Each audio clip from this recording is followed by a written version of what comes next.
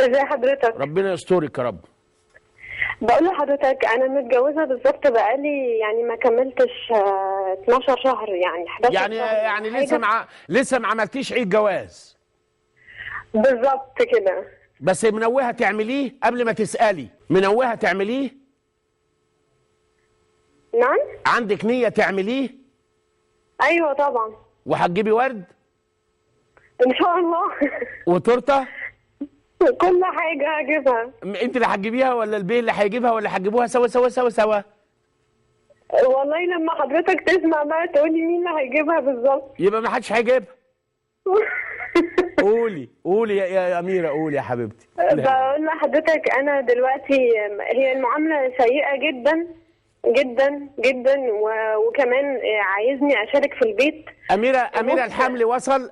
أميرة حصل حمل؟ حضرتك حصل حمل وكده، بس ربنا ما أردش انها تعيش معايا يعني. الحمد لله. قولي يا حبيبتي. بس هو عايزني اصرف في البيت زي ما هو بيصرف بالظبط، مع ان احنا يعني مبسوطين جدا يعني. من امتى عايز الحكايه دي؟ من قبل الجواز قال لك هنصرف سوا سوا ولا بعد الجواز بشهر ولا شهرين؟ لا من بعد الجواز. لا من بعد الجواز. ايه اللي حصل عشان يقول لك كده يا أميرة؟ ايه اللي حصل؟ حصلت زنقه مثلا؟ ولا حاجه. لا لا ما فيش زنقه ولا حاجه، الحمد لله كل حاجه احنا مخلصينها، الجمعيات البيضاء. قولي لي يا حبيبتي، قولي لي الليله البيضاء اللي قال لك فيها لازم نصرف يا أميرة سوا سوا سوا سوا سوا، انت 1000 وانا 1000. امتى؟ المناسبه الليله البيضاء. لا ما فيش مناسبه، لا ما فيش مناسبه خالص، انا بطلب بس حاجات البيت فقال لي هاتيها انت. فقال لي هاتيها انت، فانا سكت، قلت خلاص يمكن في ظروف وكده. قال لي بعد كده، بعد انا ما سكت بقى قال لي أميرة عشان احنا وقتنا بينتهي، رد عليا بسرعه. الولد كويس؟ طبعا. الولد كويس؟ لا مش كويس. مش كويس. طيب وهقول لك كريم في بيته ايه؟ ما هو بيطلب المشاركه اهو. انا افتكرت مال الدنيا خير. يعني انت لو سبت الراجل ده تزعلي؟ لا ما زعلش.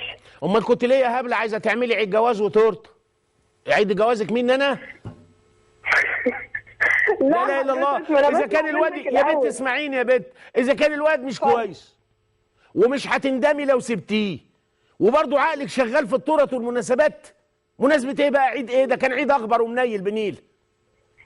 حد يحتفل بذكرى سيئه جابت له وجع قلب؟ انتوا قاعدين في بيت عيله يا أميرة؟ لا حضرتك قاعدين لوحدنا. لا. طب ما حلو قوي. الواد يتعاشر يا بت، يعني بتحبيه وقلبك رايده، واما تشتشي الملوخيه بتقول يا رب تعجبه من جواكي. ايوه طبعا، ده كان يا دي النهار الابيض يا ولادي على البنات وسنين البنات. لا اصبري عليه يا اختي، اصبري عليه وما فيش مانع تساعديه. وتواسي الزوجة المسلمة زوجها كما واست أم المؤمنين خديجة سيدنا رسول الله صلى الله عليه وسلم. أنا واثق يا حبيبتي، اسمعي بقى الكلام المشفي المحترم جدا. أنا واثق إن الولد ده اعتصر قلبه كما اعتصر قلبك لفقد أول مولود تتطلع إليه أرواح المتزوجين. يعني مكلوم، يعني مجروح. وما دام طبعا دي طلعت مني كده ببراءه، ان شاء الله انتوا الاثنين اللي هتجيبوا التورته وتجيبوا الورد، بس خلي الورد عليه عشان التورته غاليه يا أميرة. يعني قولوا له بص عشان انا بحبك، روح هات لنا البوكيه بتاع الاستاذ دكتور مبروك عطيه ده بكذا، وانا هجيب لك التورته 120. انا قلت على ثمن التورته، ما قلتش على ثمن الورد، عشان ايه؟ ما بحبش انا افضح اسراري قوي.